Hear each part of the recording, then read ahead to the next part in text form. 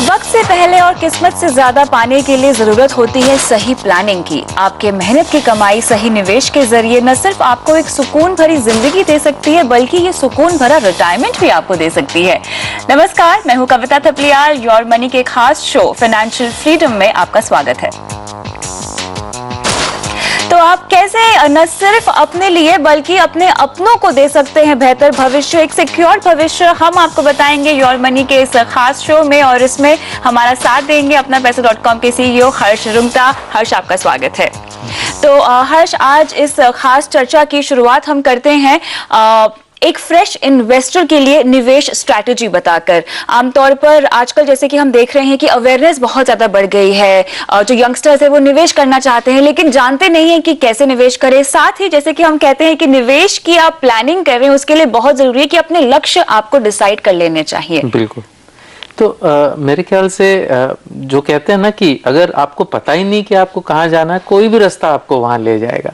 तो क्लियरली अपनी जर्नी पे जाने से पहले ये डिसाइड कर लें कि आपको जाना कहाँ है। Exactly. अब लोग कहते हैं कि मुझे इतना सेव करना है। सबसे अच्छी बात यह कि कॉन्शियसनेस आ गई आपके प्रोग्राम के जरिए। क्लियरली अब बहुत कॉन्शियसनेस है, जरूरत है कि उसको सही दिशा में ले जाने की। तो पहली बात, आप ये डिसाइड करें कि आप किस चीज के लिए पैसा सेव कर रहे हैं। और नॉर्मली आदमी के वेरियस गोल्स होते हैं। रिटायरमेंट का भी हो सकता है, इवन यंग आदमी के लिए, और होना चाहिए। अपना खुद का घर खरीदने का हो सकता है, अपने खुद की शादी का खर्चा जुटाने के लिए हो सकता है, कार खरीदने, कई उस अपने हायर एजुकेशन चाहे 4-5 साल बाद में जुटाने के लिए हो सकता है। गोल नक्की करना इसलिए जरूरी होता है कि नॉर्मली जो शुरू कर रहा है अपनी जिंदगी कमाने की, उसके पास रिसोर्सेज इतने नहीं होते हैं कि वो सब गोल्स मीट कर सके। गोल्स नक्की करने से ये हो जाता है, उसको डिसाइड करना पड़ता है कि कौन सा गोल ज्यादा इंपॉर्टेंट है। प्रायोरिटाइज करना पड़ता है गोल्स को भी। बिल्कुल बिल्कुल। और गोल्स नक्की करते समय एक चीज लोग भूल जाते हैं। बहुत बार लोग हमको कहते हैं मुझे 1 करोड़ रुपया चाहिए, मैं रिटायर हो जाऊंगा। हाँ। 26 साल का है, 1 करोड़ रुपया आज बहुत लगता है जी। अगर वो 58 पे रिटायर होता है, 32 साल बाद 1 करोड़ की वैल्यू अगर 8% का इन्फ्लेशन पकड़े तो आज का 8.5 लाख रुपए है। तो आज अगर उसके पास 8.5 लाख रुपए हैं तो क्या वो रिटायर कर सकता है? नहीं। बिल्कुल। इवन 1 करोड़ सही है कि नहीं वो एक अलग बात है, लेकिन 1 करोड़, आज का 1 करोड़ 32 साल बाद करीबन 9 करोड़ रुपए हो जाएंगे। तो अपना लक्ष्य सही चुनना बहुत जरूरी है।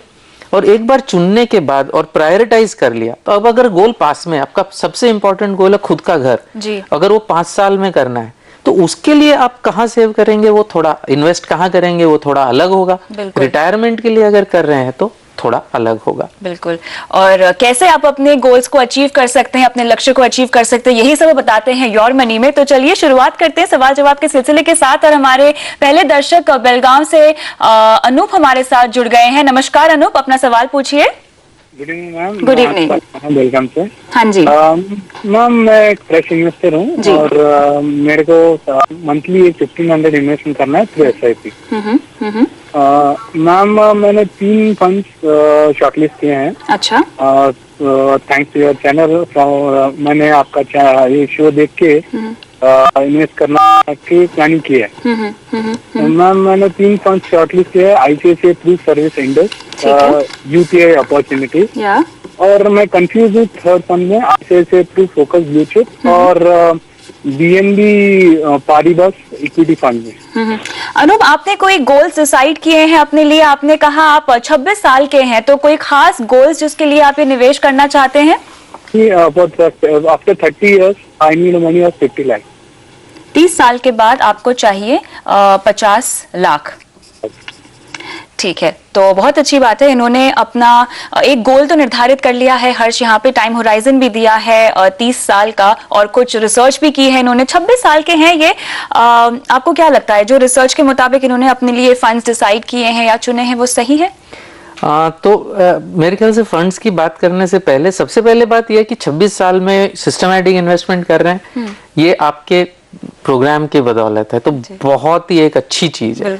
अब चीज जो अच्छी शायद नहीं है वो इसमें ये है कि ये जो 50 लाख का लक्ष्य कैसे नक्की किया है, क्या ये सही लक्ष्य है, क्या चीज के लिए? अगर रिटायरमेंट के लिए है तो बहुत कम है।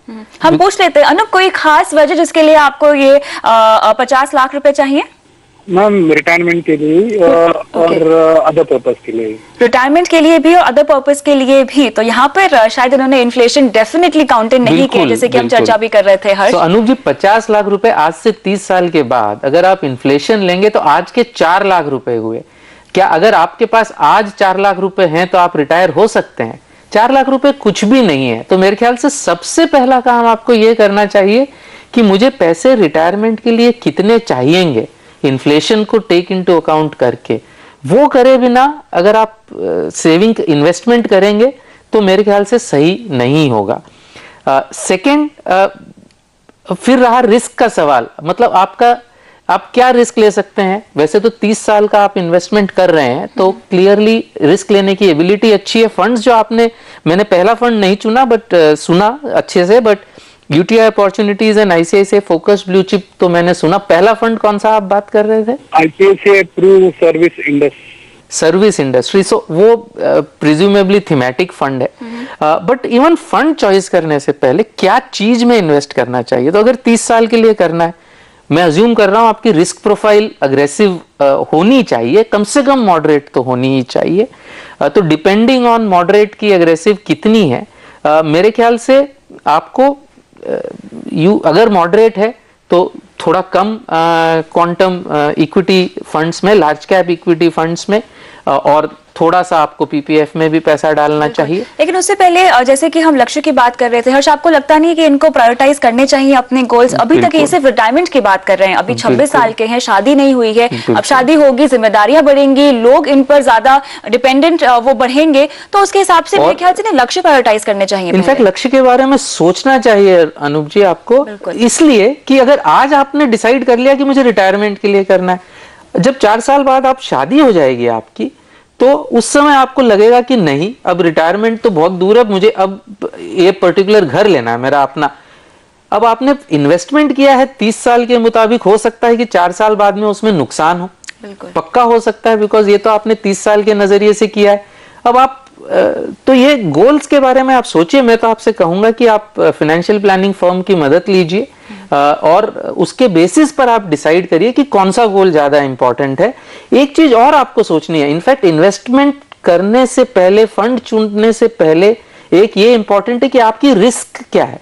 अगर आप कल को हॉस्पिटलाइज हो जाते हैं, उसका खर्चा है, तो आप कहीं भी अच्छे से अच्छा इन्वेस्टमेंट करें, वो अगर आकस्मिक खर्चे आ जाएंगे आपको, उसको मीट करने के लिए अगर आपने पैसे आज उसमें इंश्योरेंस पॉलिसी में नहीं डाले हैं, चाहे मेडिक्लेम हो, चाहे डिसेबिलिटी इंश्योरेंस हो, एक्सीडेंटल या क्रिटिकल इलनेस हो, और अगर आप पे कोई आज डिपेंडेंट है या थोड़े दिनों में होने वाला है, तो लाइफ इंश्योरेंस हो। ये जिसे मैं कहते हैं क्रिकेट में आपकी बचाव की तकनीक ज्यादा अच्छी होनी चाहिए, आक्रामक बनना है तो पहले बचाव का बंदोबस्त करिए। प्योर इंश्योरेंस प्रोडक्ट्स देखिए, जो रिस्क है आपकी, इन्वेस्टमेंट के चक्कर में मत पड़िए। इंश्योरेंस की बात करते हैं, इन्होंने यहाँ पर एलआईसी की मार्केट प्लस भी प्लान जो है वो लिया था, तो यहाँ पर इनको काफी नुकसान हुआ है उस प्लान में। मार्केट प्लस तो यूलिप पॉलिसी है जी, और परफॉर्मेंस बहुत ही खराब रहा है उसका। एक तो चार्जेस बहुत ज्यादा है लाइक एनी यूलिप, लेकिन उसकी परफॉर्मेंस भी, जो फंड का परफॉर्मेंस है, जो इक्विटी फंड का परफॉर्मेंस है, वो बहुत ही खराब रहा। तो इसमें से अब उनको निकल जाना चाहिए, अगर इनके 3 साल पूरे हो चुके हैं। इनके 3 साल पूरे हो चुके हैं तो निकल जाना चाहिए, बिकॉज रिटर्न बेंचमार्क के मुताबिक नहीं है और चार्जेस भी ज्यादा हैं। तो संक्षेप में कहें तो आई थिंक फंड आपने जो चुने अच्छे हैं, फोकस ब्लू चिप और यूटीआई अपॉर्चुनिटीज, बट वो करने से पहले प्लीज अपने गोल्स अच्छी तरह से डिसाइड करिए, प्रायोरिटी डिसाइड करिए, इंश्योरेंस नक्की करिए, फिर इन्वेस्टमेंट का सोचिए। और साथ ही अगर आप ज्यादा रिस्क नहीं ले सकते हैं तो जैसे कि यहाँ पे हर्ष ने भी आपको कहा, आप पीपीएफ में निवेश कर सकते हैं, शॉर्ट टर्म बॉन्ड या इनकम बॉन्ड में भी जो है, इनकम फंड्स में भी आप अपने निवेश कर सकते हैं अगर आप थोड़ा सा भी रिस्क नहीं लेना चाहते हैं। जहां तक आपकी एलआईसी की पॉलिसी का सवाल है, उसमें से अगर आपके 3 साल पूरे हो चुके हैं तो आप निकल सकते हैं। इसी के साथ योर मनी की इस खास पेशकश में फिलहाल वक्त है एक ब्रेक का, लेकिन आप बने रहिए हमारे साथ।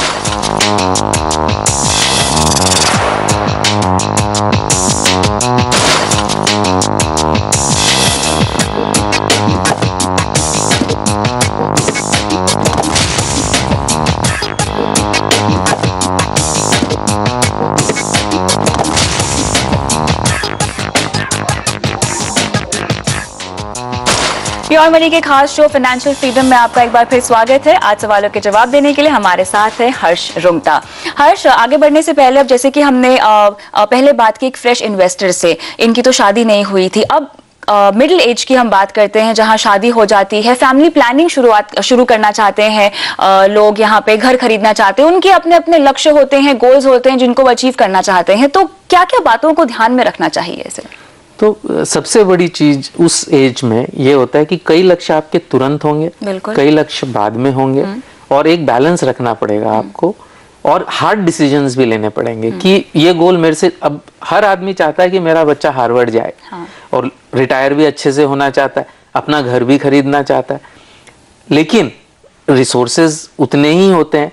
तो अगर वो हार्ड डिसीजन आज नहीं लेगा तो ये उसका इन्वेस्टमेंट जो पैटर्न है वो गड़बड़ा जाएगा। अगर आप if you try for 3 goals you will not reach, एक भी गोल आप रीच नहीं कर पाएंगे, तीनों से ही मुकर जाएंगे। इससे अच्छा ये है कि आप थोड़ा सा अपने आप पे दबाव डालें और डिसाइड करें कि मेरे लिए रिटायरमेंट ज्यादा इंपॉर्टेंट है, हो सकता है कि मैं अपने चाइल्ड के एजुकेशन के लिए न कर पाऊं, या रिवर्स कि मेरा चाइल्ड का एजुकेशन ज्यादा इंपॉर्टेंट है, हो सकता है मैं रिटायरमेंट न कर पाऊं। तो उससे ये होगा कि एटलीस्ट आपका इन्वेस्टमेंट जो स्ट्रैटेजी है वो सही आप कर पाएंगे, और ये आपको हमेशा लगा रहेगा कि मेरा एक गोल बाकी है। तो जब भी आपकी इनकम बढ़ेगी उस समय आप उसकी प्लानिंग कर पाएंगे। चलिए, तो अब वक्त आ गया है हमारे एक और दर्शक की प्लानिंग करने का। यहाँ पे नोएडा से शांति स्वरूप हमारे साथ जुड़े हुए हैं। नमस्कार, अपना सवाल पूछिए। Good evening ma'am. Good evening. Good evening sir. Good evening. Actually sir, मैं पिछले 2 साल से 7 म्यूचुअल फंड में इन्वेस्ट कर रहा हूँ, मंथली 10,000। तो अभी तक ये जो अमाउंट बना है ये अराउंड 2,37,000 की है। ओके। तो आज जब मैं इसकी पोजीशन चेक कर रहा था, इसमें मुझे कुछ खास बेनिफिट नजर नहीं आया। इनफैक्ट कुछ दिन पहले ही अराउंड 4,000 नेगेटिव में था। तो I would like to ask कि shall I continue with this? बिल्कुल, आपके फंड्स की डिटेल्स हमारे पास हैं। आपके गोल्स क्या है, किस उद्देश्य से आपने ये निवेश किया है? ओके, जब मैंने शुरू किया था तो I was trying for a house which I was thinking to have in the beginning of 2014. अच्छा, तो आपको ये जो घर, हाँ, जी, ये जो घर है जिसकी मैंने अभी इंक्वायरी की है, ये अराउंड 40 से 45 लाख की आएगी। ठीक है। और उसकी पोजीशन या तो मुझे रेडी टू मूव मिलेगा या फिर मिड ऑफ 2014 इसकी पोजीशन मुझे मिल सकता है। ठीक है, तो बेसिकली आपको एक घर खरीदना है, ये आपका एक गोल है। इसके अलावा और कोई गोल है क्या आपके पास? टर्म इंश्योरेंस है? या I have a term insurance, ये मेरे पास है ICICI प्योर प्रोटेक्ट, 50 लाख की life coverage with 25 lakh accidental coverage. इसकी प्रीमियम अराउंड 16,000 पर ईयर आता है। ठीक है। आपकी आय कितनी है? मुझे अराउंड 70,000 पर मंथ। और इसमें से आप बचा कितना लेते हैं? More than 35। मोर देन 35 आप सेव कर लेते हैं। तो हर्ष, सबसे पहले बैंग ऑन इनके गोल से हम शुरुआत करते हैं, जो कि इनको घर खरीदना है। तो मेरे ख्याल से इनको 2014 के शुरुआत में ही इन्होंने कहा है कि इनको पोजीशन मिल जाएगी। तो कैसे ये अचीव करेंगे गोल? सो अगेन ये अब अगर ये इन्वेस्टमेंट स्ट्रैटेजी, फंड्स इनके अच्छे हैं बिल्कुल, ज्यादा करके जो मिड कैप फंड्स हैं उसमें थोड़ा किंतु परंतु हो सकता है। हालांकि ये परफॉर्मेंस से खुश नहीं है, जैसे कि ये बता रहे हैं। वही मैं कह रहा हूँ कि इन्वेस्टमेंट स्ट्रैटेजी ही गलत है। अच्छा। जब आपको 2 साल पहले से चालू किया था इन्होंने, शायद 24 महीने से ये कर रहे हैं, 24 या 26 महीने से, और 1 साल और है, 3 साल का गोल था। 3 साल का अगर गोल था तो 100% इन्होंने इक्विटी फंड्स में डाला। ये इन्वेस्टमेंट ही गलत है, ये करना ही नहीं चाहिए था। अब और अभी भी, अब अगर घर के लिए आप कर रहे हैं तो बहुत बड़ी रिस्क आपने ली है, ऑलरेडी आपको समझो नुकसान है। अगर ये लॉन्ग टर्म होता तो मैं इनसे ये कहता कि नुकसान प्लीज आप देखिए मत। जब आप सिस्टमैटिक इन्वेस्टमेंट प्लान कर रहे हैं, लॉन्ग टर्म के लिए कर रहे हैं, तो बीच में फायदा हो तो खुश ना हो, नुकसान हो तो गम ना करें। सिंपली बिकॉज आप कर रहे हैं लॉन्ग टर्म में, जब भाव कम हो रहे हैं तब आपका प्रॉफिट बन रहा है फ्यूचर के लिए, ये याद रखें। 8-10 साल तक उसमें रिटर्न नहीं भी आए तो गम नहीं करना चाहिए। अब अनफॉर्चुनेटली इनको घर 1 साल में चाहिए, तो अब इसको इक्विटी में रखना काफी रिस्की है। तो इसको या तो 1 शॉट या at least systematically over the next 6 months और 12 months he has to shift to a debt fund। And a short term debt fund, because debt fund में भी अब रिस्क है, तो शॉर्ट टर्म लिक्विड फंड में, अच्छी लिक्विड फंड में इसको शिफ्ट करें सिस्टमैटिकली या वन शॉट। ठीक है। सेकेंडली, अब इनके पास बहुत ज्यादा स्कोप बचेगा नहीं ये और कुछ इन्वेस्ट करने का, तो वो एक प्रायोरिटी की बात आती, क्योंकि जो बहुत अच्छा सेविंग रेशियो है इनका 50%, लेकिन वो सारा लोन में चला जाएगा, बिकॉज ये तो डाउन पेमेंट ही बना पाएंगे। इंश्योरेंस ले रखी है, अगेन बहुत अच्छा है। इंश्योरेंस में सिर्फ एक ही है, इन्होंने ऑफलाइन ले रखी है, अगर ऑनलाइन ले लें तो सस्ता पड़ेगा। एक इनके पास ट्रेडिशनल प्लान है, मोस्ट पूरे डिटेल्स नहीं दिए हैं, but most likely he should discontinue it, because उनके पास स्कोप नहीं है। He can not waste money on a product that will eventually give him even at this stage 7-8% शायद रिटर्न देगा। बिल्कुल। किसी फंड में से आप निकलने की सलाह देंगे यहाँ पर इन्हें? तो ये 2 मिड कैप फंड्स हैं इनके, DSP black rock small and mid cap है, और एक ये सुंदरम सिलेक्ट मिड कैप है। मिड कैप इटसेल्फ गिवन कि एक साल में, मतलब इक्विटी की बात कर रहा हूँ, तो मिड कैप है, और मिड कैप में भी ये 2 फंड्स इतने अच्छे नहीं है, तो इसमें से तो निकल ही जाना चाहिए। और निकल के कहाँ इनको निवेश करना चाहिए? जैसे मैंने कहा, इनके केस में तो लिक्विड फंड में ही जाना चाहिए, क्योंकि इनको पैसा एक साल में चाहिए। चलिए, तो यहाँ पर शांति स्वरूप जी, आपकी फाइनेंशियल प्लानिंग हमने कर दी है। आपको 2 फंड के नाम बता देते हैं, DSP BR top 100 equity fund और Franklin India blue chip fund, जिसको आपको अपने पोर्टफोलियो में अब डालना है, और ये करने से आपको अपने गोल्स आप अचीव कर पाएंगे। इसी के साथ वक्त है एक छोटे से ब्रेक का, लेकिन आप बने रहिए हमारे साथ।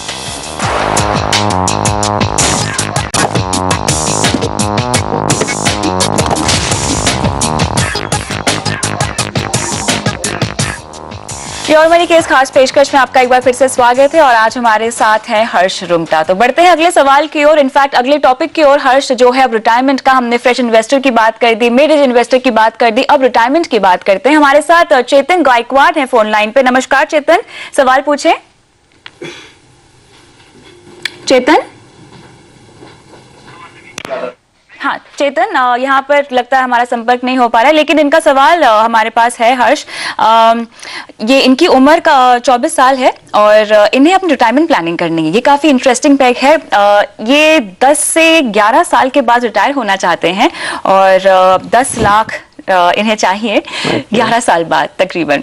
तो किस तरह की प्लानिंग इन्हें करनी चाहिए? आई एम श्योर इन्होंने इन्फ्लेशन यहाँ पे काउंट इन नहीं किया है, और इन्होंने इनफैक्ट इन्वेस्टमेंट की भी शुरुआत नहीं की है। अब तक इनके पास जो भी इन्वेस्टमेंट है वो पीपीएफ में है। सो अगेन सबसे बहुत अच्छी बात है, मतलब कि 24 साल का आदमी रिटायरमेंट की बात कर रहा है। मतलब इससे अच्छा एक आपके प्रोग्राम के लिए इससे बड़ा कोई कॉम्प्लीमेंट नहीं हो सकता कि योर मनी के जरिए लोगों ने इतना सीख लिया। सो बहुत अच्छा, काफी यंग एज में इन्होंने अपनी रिटायरमेंट प्लानिंग के बारे में सोचा है, ये अच्छी बात है। लेकिन कितने प्रैक्टिकल है अपने गोल को? कोई बात नहीं, एटलीस्ट सोचा तो सही। पहले तो लोग सोचते ही नहीं थे, एटलीस्ट शुरुआत तो हुई। बाद में ऑब्वियसली कि ये जो 10 लाख का गोल है कहाँ से आया, बिल्कुल, और इन्फ्लेशन का क्या है, तो एक ये प्रॉब्लम है जो हम ऑलरेडी डिस्कस कर चुके हैं।